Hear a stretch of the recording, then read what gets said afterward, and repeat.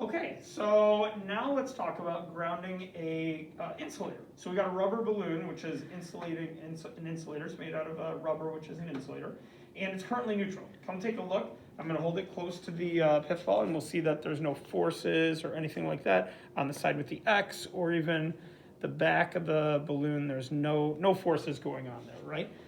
Now, I'm going to charge that spot of our insulator, the balloon, and I can do that. We can charge things up by rubbing them against other things. For example, I've got some rabbit's fur here, and when I rub this X, it's going to charge it up like so.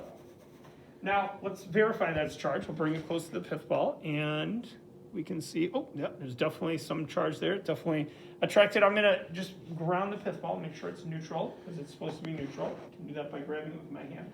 And we're going to try and ground the balloon. So I can touch it with my hand on the back. I could use the, but we're going to try grounding it on the opposite side of the X, right? Just like we did with our conductor. So I touch it with my hand. I can touch it with the grounding stick, right? So there's lots of ways to try and ground it.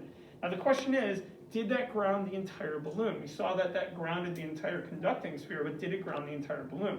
Let's test it out. Let's see if we bring it close to the pith ball, what happens. No, you can see it did not ground the balloon.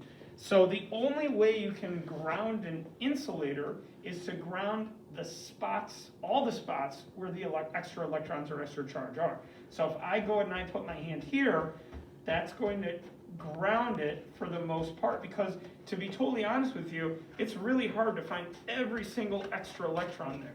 And so that's the best way of trying to ground it, is to do something like that. We can test it. Ground the pith ball. And see.